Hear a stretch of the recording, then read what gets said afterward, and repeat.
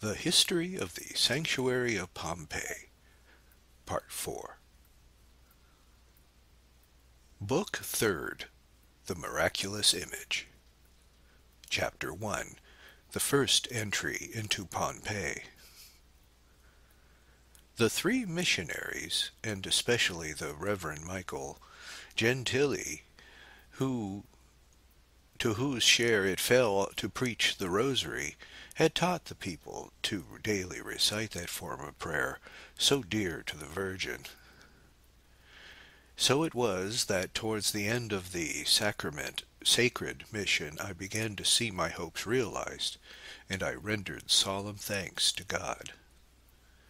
But in order to establish among this people the habit of reciting the Rosary in common, and thus enable them to obtain all the indulgences granted to the confraternity of the Rosary, it seemed to me to be imperatively necessary to expose to the public veneration some picture of Our Lady of the Rosary, at whose feet the people might every evening meet for the recital of their chaplet. A picture of this description was not to be found here, save the small lithograph that I had given to the pastor, as I have already stated. Moreover, a picture to be exposed to public veneration, and that admitted of the gaining of indulgences, according to ecclesiastical liturgy, had of course to be an oil painting. To this add what I did not wish the mission to close, without my first having found and situated the devout image, so that the three missionaries might leave it behind them, as a reminder to the people to gather before it every evening and to recite their beads in common. This was the great object to which my desires tended. It became therefore necessary for me to run to Naples and to find in all haste an oil painting of the Virgin of the Rosary. And I went to Naples on the 14th day of November of that same memorable year, 1875. I began by asking myself and revolving in my mind whether to turn to find what I was looking for. It occurred to me that oft times in passing along the Via Toledo, near the Piazza Santo Spirito, my eye had rested on a shop window, in which various oil paintings and pictures were exposed to the public gaze, and among others it seems to me that I remembered one of the Virgin of the Rosary. I did not know the painter, or his name even, but he was by surname, perhaps because a native of Foggia, called the Foggiano. I therefore determined to take my steps towards that shop, but a certain fear of finding myself very embarrassed overcame me, as I would never have been able to bargain and squabble over prices, as is the habit in Naples. "Oh," I exclaimed, "if only I could take Father Redenti with me. He, being a Neapolitan, knows how to make such bargains. But where and how am I at this hour to find him?" I knew that ever since the monks had been expelled from the San Domenico Maggiore 10 years before, he had lived together with two other fathers, his companions, in a little house they had rented, and I was also aware of the fact that it was his custom to celebrate Mass every morning in the Church of the Rosary at Porta Medina. Very well, thought I will walk along Toledo. If it be God's will, I shall find my friend, otherwise I shall act for myself. But Providence, who with an invisible hand was directing and holding all the threads that were leading up to an event in which in a short time was to be so wonderful, so disposed, that just as I reached the square of the Holy Ghost, and very near the painter's studio, I met the venerable monk, This Holy Father was the man sent to me by God in the midst of my stormy life. On some other occasion, for the sake of gratitude, I will speak of him and of his virtues, and tell how I met him and came to know him. Today I will limit myself to the statement that we first met each other in this world's exile in the year 1865, and that we were divided here below in the year 1885. But it was in the intervening period, that is to say in 1875, that what I'm about to narrate took place. The friendship with which Father Redenti honored me made me think of him as the right person to help me in the buying of a painting, having, as already stated, no correct notion of the value of such an object.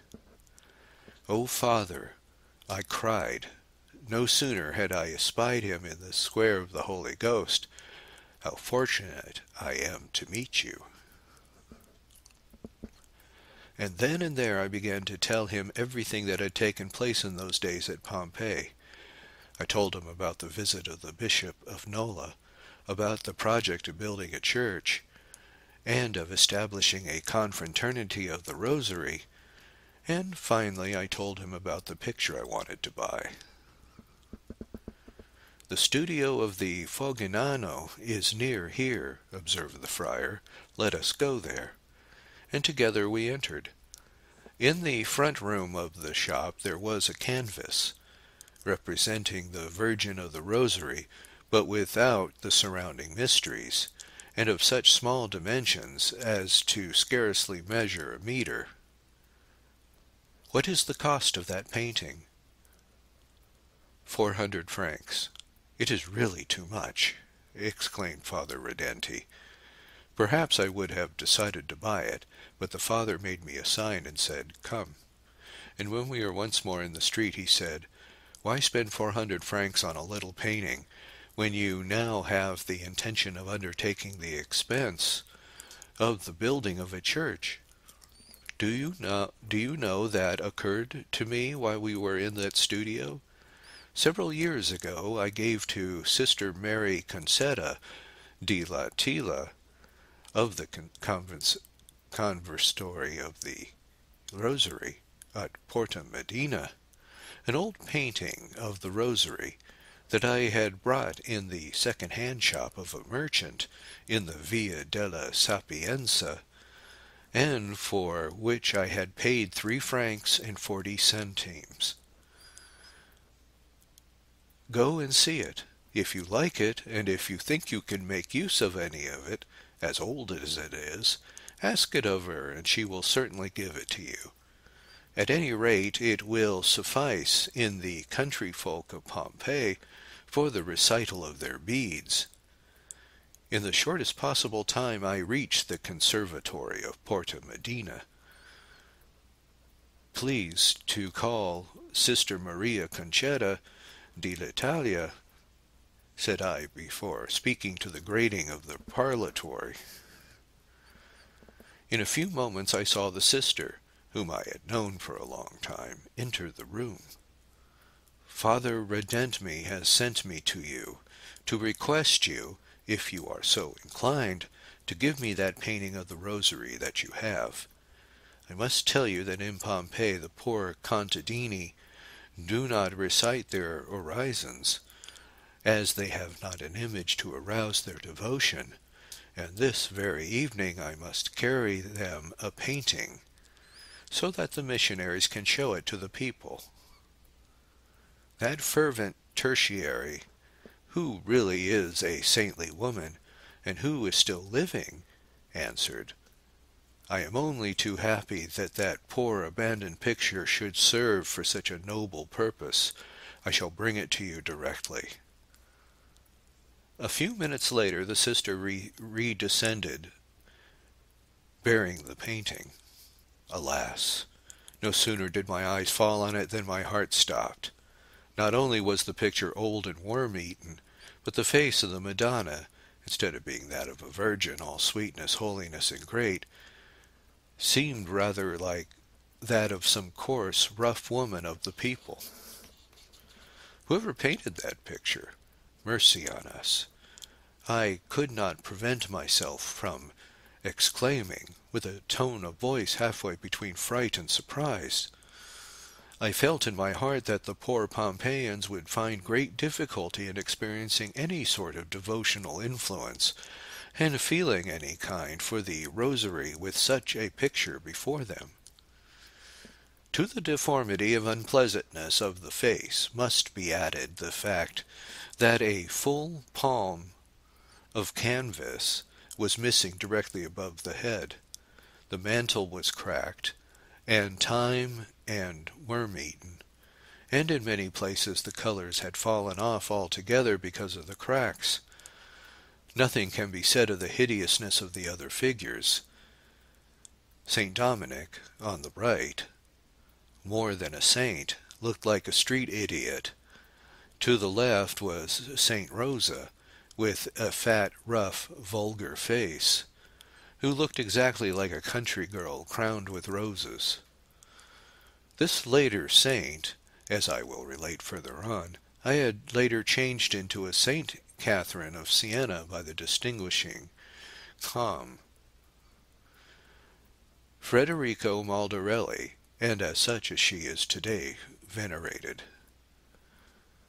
Even the historical conceit in the painting was wrong, for the Queen of the Rosary was represented as seated, but without any diadem on her head, and instead of giving the chaplet beads to St. Dominic, as we are told she did in history, she was offering it to St. Rose, and the child Jesus, on the contrary, is the one who is giving the Rosary to the Spanish Patriarch. I hesitated whether to refuse it or whether, under the circumstances, to accept it. I was tormented by the idea that the mission was drawing to a close, and that I had unconditionally promised a picture to the 3 missionaries and the people for that very evening. And all knew I had come to Naples for the purpose of buying a painting, and were expecting me to bring it with me. What was I to do? "Do not think too long about it," said the sister to me with a sweet accent of reproach. "Take this picture with you. It will certainly succeed in eliciting a Hail Mary." Constrained by necessity, but much against my will, I consented. But how take it with me? Here was another drawback. Its size, measuring as it did a meter in width and a meter and 40 centimeters in length, prevented my carrying it with me on the railroad coach, nor yet had I the time to have a box made or have it sent in any other way, as I had promised to bring it with me. "Oh, do take it with you," gently insisted the good sister. "What matters it if you do stand up in the coach? Take the Madonna with you." But this proposition, which implied my traveling 4th class, and so of course standing up and holding the picture, did not really suit me. At this juncture the Countess, my wife, arrived at the entrance, and the good sister, her face quite illumined, and with the accent of one inspired, said, turning to her, "You must take this painting with you, and at this very moment." And the Countess, in order to gratify her, took the picture, had it wrapped in a sheet, and thus, having placed it in a carriage, we took it to our home, which was then in the Via Salvador Rosa, number 290. But the great question was to get it that evening to the Valle di Pompei. Suddenly, while thinking the matter over, it occurred to me that the teamster of Pompei, by the name of Angelo Totora, the only one who made trips between Naples and the Valle di Pompei, was on that very day to return home with his load. His great business was to empty the stables of the wealthy families of Naples and to sell the manure to the fathers in the country. I sent for him to come to us. At that hour Angelo Totora had already filled his cart and was about starting on his way to Pompei. No sooner did he receive my embassy than he immediately came to our house. "My friend," said I, "you must please do me the favor to take this picture to the parish church of Valle this very day. As soon as you reach there, consign it on the spot to one of the 3 missionaries that you will find there." Angelo Totora was the man who had a large share in my labors during the first years. He was one of the leading men among the farmers of the valley, and also one of the best off in this world's goods. Very tall, with an exceedingly robust muscles and square shoulders, he had a loud and sonorous voice, and always talked in such a tone as though he were speaking to the deaf. I had often made use of his services on my various tours throughout the country, when in search of corn and cotton for my feasts of the Rosary and the noisy raffles. It was he who, mounted on a bench in the middle of the provincial road, directly opposite the parish, and under the shadow of the De Fusco dwelling, the ancient tavern, called out with his sonorous and stentorian voice the numbers of the lottery. And from this rustic stage he called by name each of the winners of the rings, rosaries, and pictures, each and all of whom he distinguished in the midst of an immense crowd. So this was the man for me, and I had no need of repeating my request. "All right," he answered, took the picture, and went away. And so while the image was wending its way along the provincial road towards Pompei on Angelo Totora's cart, I ran to the station to catch the train and proceed with its arrival. But what was our displeasure when, having reached Valle di Pompei in the evening, we learned that Totora had brought the painting by actually laying it on top of the manure in which his cart was already laden. He, desirous of helping me, had not known how to do better. But when I called for him to pay him for the transport, he refused, saying it was enough for him to have carried the picture of the Madonna.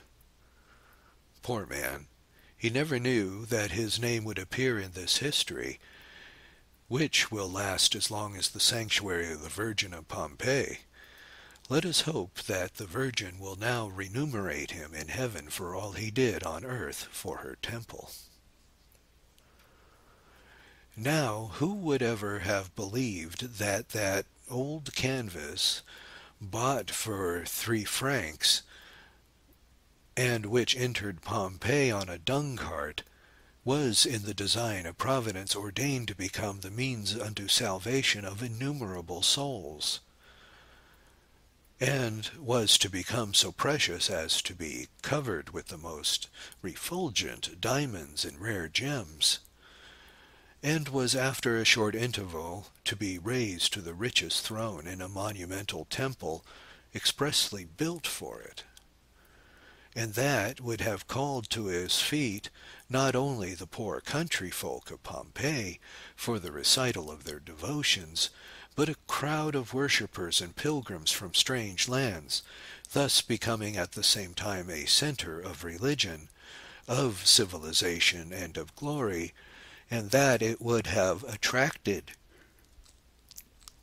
the attention and love of the high head of Christianity to such an extent as to have him place the sanctuary of Pompei beneath the aegis of his papal mantle.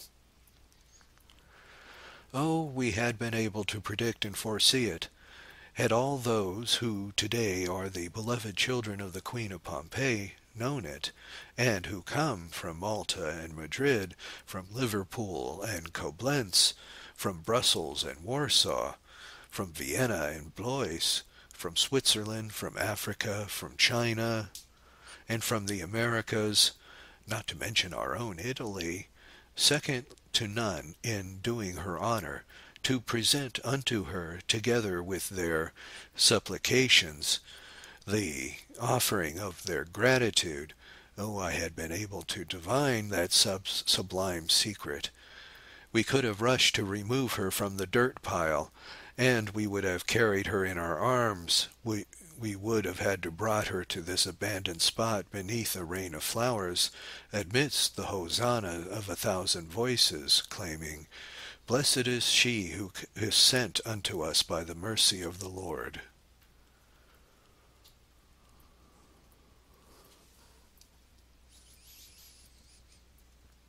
Chapter 2. The First Restoration.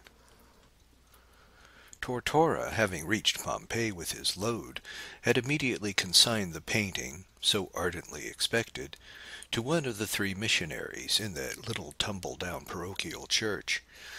But when that image was disclosed to the gaze of the people there present, among whom we remember the already mentioned 3 missionaries, the old pastor in person, the priest Gennario and Romualdo Federico, brothers, and the family of the Countess di Fusco, and several others, no one could prevent a certain smile from wreathing around his lips at the sight of that dab, which I had brought to expose to public veneration.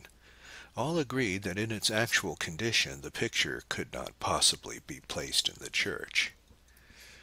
And so for that evening of the 14th of November, I had to be satisfied to see the fruit of my trips placed in a corner behind the altar of the parish.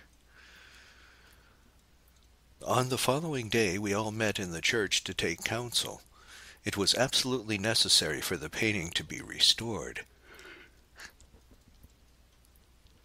There was not sufficient time to send it back to Naples and have it retouched, neither did the old daub seem to warrant the expenditure even a cent on it. "I know an old painter," broke in Don Giovanni Cirillo, the old pastor, "who paints views of Pompei, and has worked within the walls of the amphitheater, a certain Mr. William Galella. He is a good Christian and a penitent of mine. Perhaps he would charge you nothing, or at least very little, when he hears of the matter.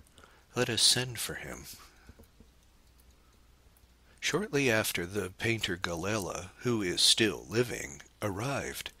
He, having seen the picture, asked for time to retouch it, as it requires the adding of bits in color and of varnish which had fallen off the canvas.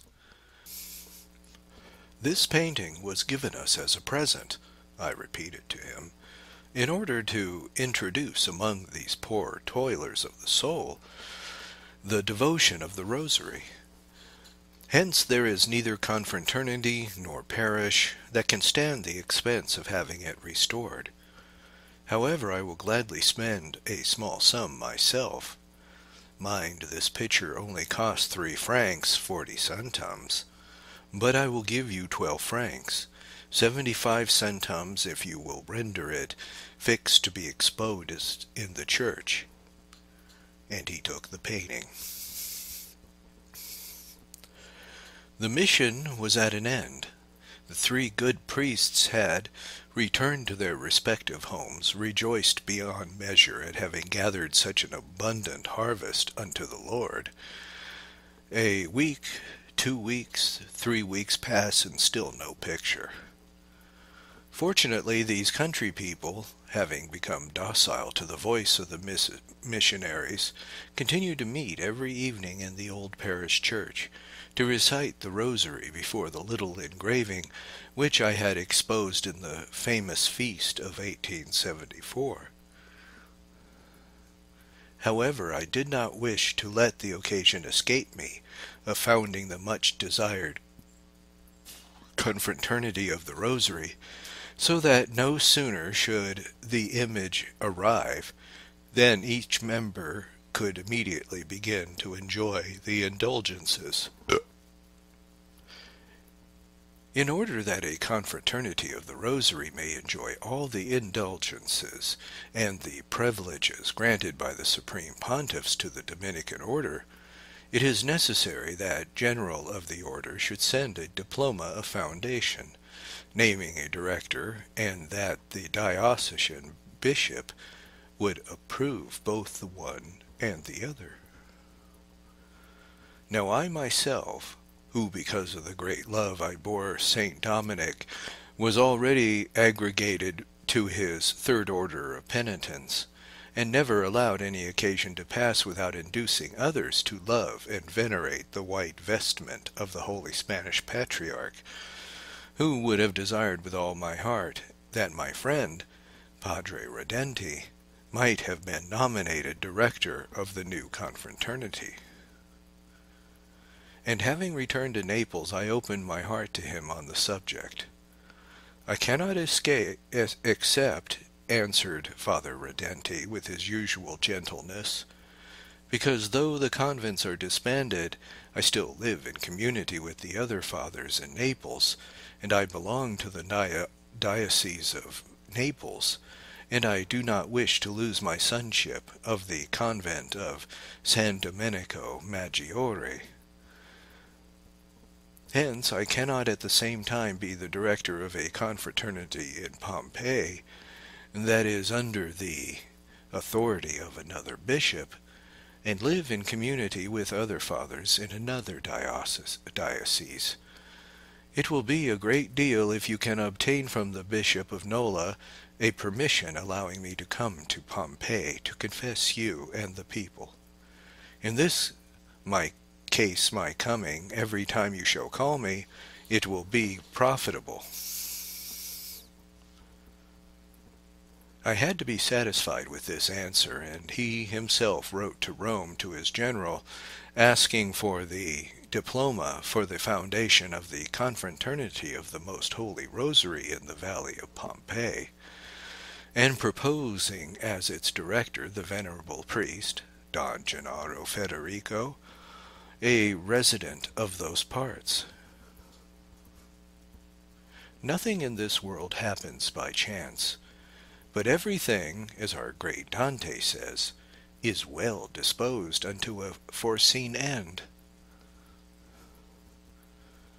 The reader will already have recognized in that name the same young priest whom I had first met in Pompei beneath the long rows of poplars that lined the banks of the Sarno, and the general superior of the order of preachers, who was the vicar general, Father Giuseppe Maria Sanvito, lost no time in sending him the desired diploma, bearing the date of the 12th December of that same year, 1875. The diploma was sent to Nola to be signed by the bishop, and with these waits the whole month of December passed.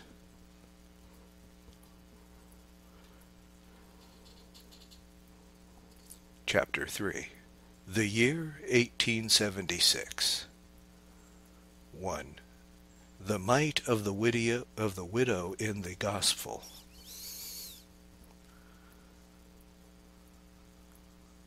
Then came the month of January of the year 1876, of that year the memory of which will never be cancelled from the minds of men, for it opened the era of great mercies and wondrous miracles in this land, once the home of desolation and of death.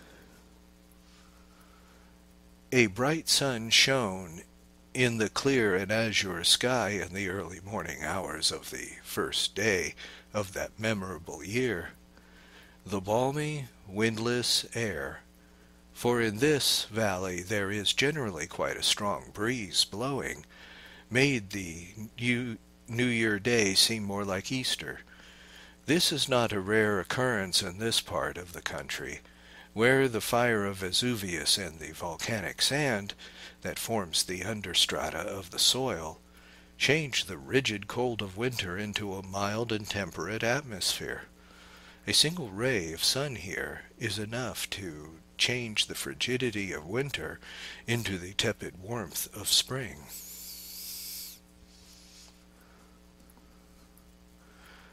The prudent Bishop of Nola had given us two good pieces of advice. The first was not to undertake any building till we had collected a sum sufficient enough to meet the first expenses, and the second was not to exceed for any one the quota of the monthly offering, which was to be 1 penny. 2 cents a month, said he, after a year or two tire the giver, but 1 cent matters nothing to anybody. He also suggested our seeking the subscriptions of the peasants, not only to exercise them in Christian duty of almsgiving, but also to let them feel that they had a part in the building of the church, which was intended for their spiritual welfare. I therefore had to begin my peregrinations across the field, but this time for a nobler purpose than before, not to institute a country feast, but to help build the house of God. And so on that first day of the new year, together with the first friend I had met in Pompei, the priest, Father Gennaro Federico, I began my journeying from house to home to collect the peasants' mite. How it rejoices my heart to this day to reread in a little book I jealously preserve the names of these poor field laborers, whose offerings were the first fruits consecrated to our dear Mother. The subscribers in Pompei numbered 300, and therefore the rich harvest of that year amounted to 15 francs, $3. And yet at that moment those 15 francs did not appear to me a sum to be despised, nor an unworthy beginning. I remembered the widow's mite and the solemn words of our Lord, recorded in the Gospel of St. Mark. Verily, verily, I say unto you, this poor widow has given more than all the rest. Those 15 francs, heavy as the thousands of the wealthy, were the first seed that was soon to produce so rich a harvest. The poor were there first to give their offerings to that humble church that was in so short a time to become a world-renowned sanctuary, and the poor of all countries have followed that example, and the mite of the poor, the mite that draws down such copious blessings from heaven, has helped to increase the majesty and riches of this temple sacred to God. So it was decreed by an inscrutable providence. In olden times they were kings and popes, princes and wealthy abbeys, who, backed by their riches, undertook the erection of sumptuous churches and the foundation of new social and religious institutions. In Pompei the order of things is reversed. A temple has risen that is monumental and that calls to its arms the people of all nations, but its foundation stone was brought with the fruit of the sweat of the brow of humble toilers of the soil. Its increase will not be founded on any fixed income or capital, or on the subsidy of a government or a municipality, nor on the help of a prince of the church, or of the state, or on the protection of a magnate or emperor. No, but it will be the fruit of the uncertain, eventual, and spontaneous might given by the charity of individuals. And the future? Oh, it will rest secure and unshakable in the innumerable benefits conferred by the Mother of Believers, on the tears dried by her, on the sorrows she will have softened, on the sores into which she will have poured her healing balm.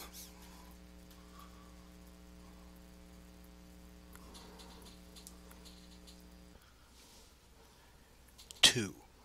The first fruits of the city of Naples. I very clearly understood that with only the offerings of the peasant folk of Pompei on which to start, it would be simply impossible to build a church, however small, and for this reason I build my hopes on the numerous acquaintances that the Countess di Fusco and I had in Naples.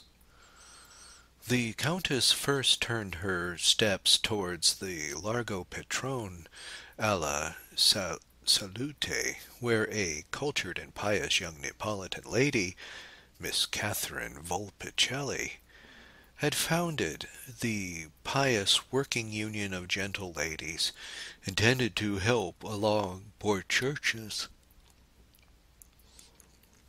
And the lady upon whom the Virgin's choice fell for her first promoter was Mrs. Maria Erbicelli, the wife of Mr. Domenico Erbicelli. At first she refused, or rather excused herself, saying she could not succeed well because of her numerous domestic occupations, having a great many children, and because of the great number of worthy charities recently instituted in Naples, and all dependent on private bounty, and all founded on the same determined number of charitable people. But the Virgin, whose intent it was to make use of the erection of her sanctuary of such persons as the world deemed least fitted, so blessed her efforts and good will that in a short time hundreds of families, inspired by her zeal, circumscribed to incipient work, of a future church in Pompei, which as yet was more in the desire than in the fact. Then Madame Erbicelli was the center towards with all the offerings poured, and she was the principal promulgator of Naples. But not being able to collect all the sums herself, she chose other promulgators, and the offering was always, as had been decided, a penny a month. It will be easy to understand that among the first subscribers was the already mentioned Catherine Volpicelli, not to speak of other promoters of the heart of Jesus. Among these latter we will never forget two really privileged and virginal souls, which now follow the Lamb in heaven wherever he leads. The first of these was the Princess Margherita di Santobono, the mother of the Third Order, Saint Dominic, in these our days, a woman of eminent piety and heroic charity, who loved Countess di Fusco and myself with sisterly love. The other was the exemplary young girl Ernestina Freda, whom the Madonna had at an early hour chose as a helpmate to the Countess, and for 5 years she was the latter's indivisible companion in the difficult task of going from house to house asking for the monthly subscription of 1 penny. Ernestina Freda always bore with perfect patience and in silence all the hard words and cross faces, all the cold and bitter remarks, which, during the course of 5 long years, in her visits to strangers, were directed against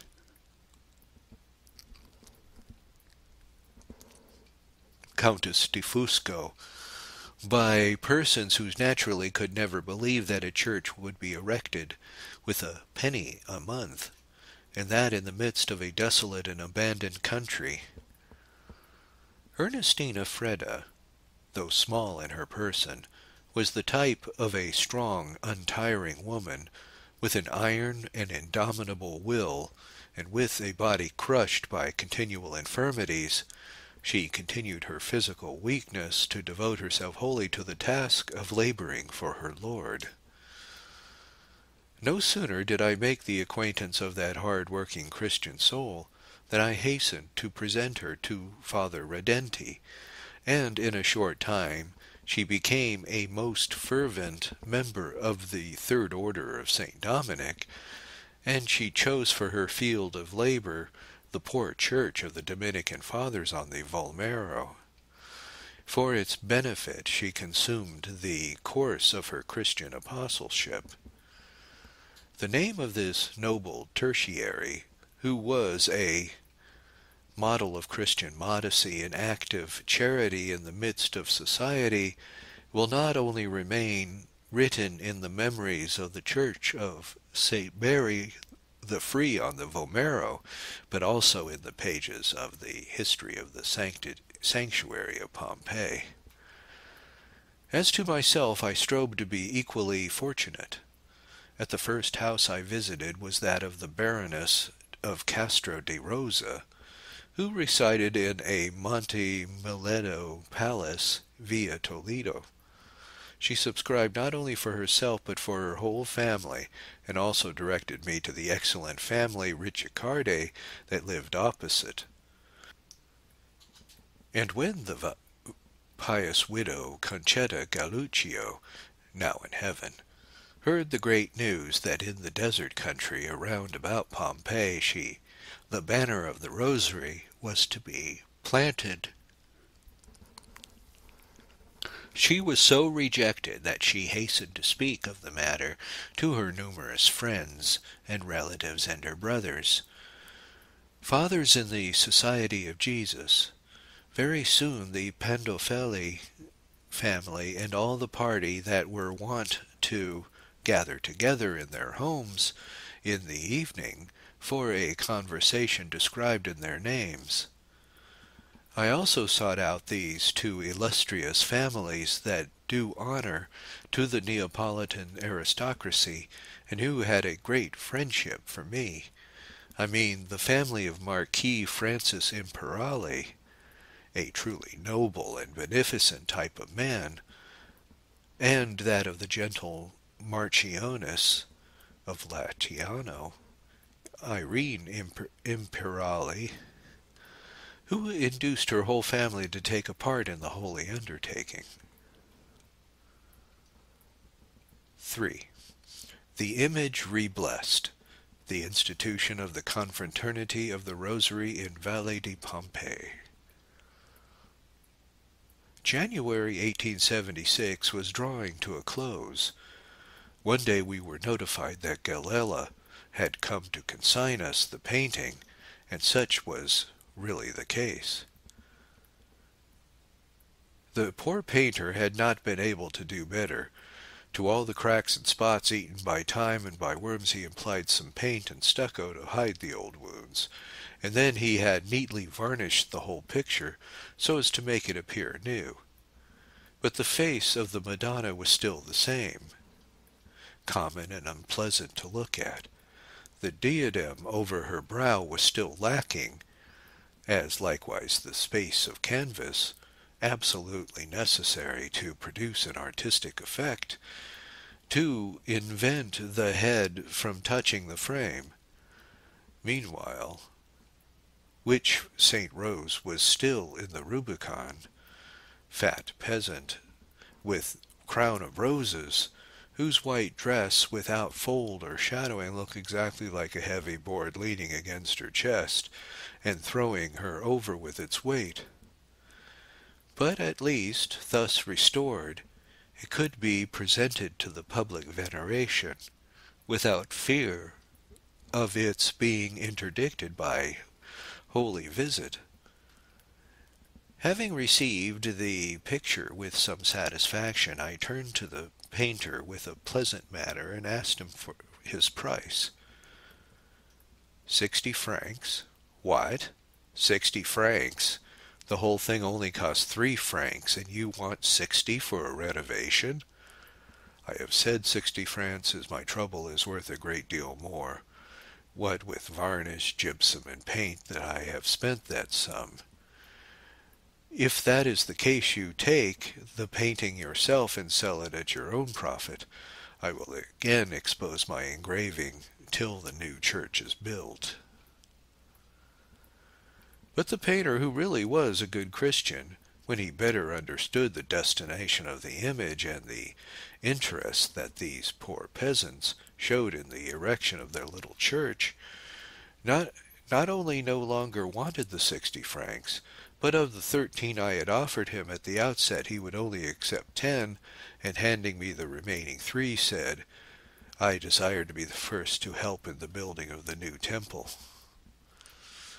And, in fact, the 3 francs of the painter Galella were the first fruits of art consecrated to the new church in Pompei. Oh, had the painter Galella only known that he was the first to head that long list of artists who by their spontaneous work in this sanctuary have immortalized their names in heaven and earth. He would have been much happier had he known that Providence had elected him to be the first man to put his hand to that image, which was soon to receive the veneration of so many diverse peoples. February came. The picture was at last ready, and the diploma authorizing the erection of the confraternity had returned from Nola with the bishop's signature. Nothing remained to be done but to have the image re-blessed, to canonically erect the confraternity, and to destine an altar for the veneration of the Rosary, on which to expose the image of the Virgin, and to which indulgences were attached. But even here there are new difficulties to meet. In the small parish there were but 2 altars. One, the high altar, dedicated to the Most Holy Saviour, where the Most Blessed Sacrament was kept, and which, as we have already told, had recently been rebuilt in marble at the expense of the above-mentioned pious union of ladies. The other had been raised by help with the contributions from the peasant folk, and dedicated to St. Francis of Assisi. After a long walk with the priests and with the old pastor, it was decided to ask the consent of the Bishop of Nola to temporarily remove, till the first chapel of the new sanctuary was built, the painting of St. Francis, and substitute that of the Rosary. The country people were well satisfied, and, as is here customary, I notified them by a public crier to all meet in the parish on the 2nd Sunday of February, the 13th day of the month, to found, as habitual, by voice of the people, the company of the Most Holy Rosary. I choose that day purposely, as it is the feast day of the great tertiary of the Third Order of St. Dominic, St. Catherine of Ricci, and I, as a tertiary, chose every opportunity to try and induce others to love and desire my beloved Third Order of Penance. The day fixed for the great event having arrived, and the people gathered together in the small parish, I had obtained permission from the Bishop of Nola to have Father Redenti himself, already invited by me to come from Naples to re-bless the renovated painting.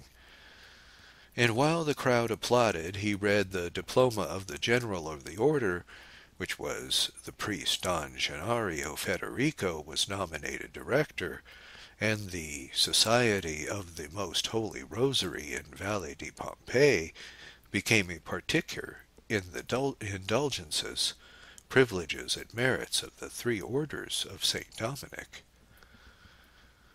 After which he received into the Third Order the pastor and Father Federico, and 11 other inhabitants of the valley, so that on that day the Virgin rewarded my efforts by granting me the greatest joy possible, which was to see founded here the confraternity of the Rosary, so dear to her, and at the same time to behold the beneficent branches of the Third Order of St. Dominic, which is the school for saints through which to ascend to heaven, planted.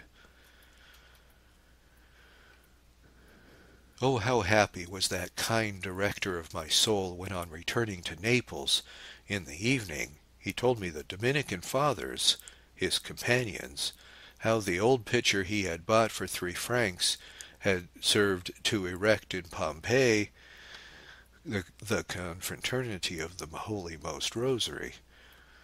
Thus humbly began that confraternity of the Rosary of Pompei, which in a few years had spread its peaceful ramifications not only throughout Italy, but all over parts of the world, so as to comprise more than 2 million members, among which figure bishops and cardinals, princes and queens, and the greatest name of the century, the representative of Christ, Leo XIII.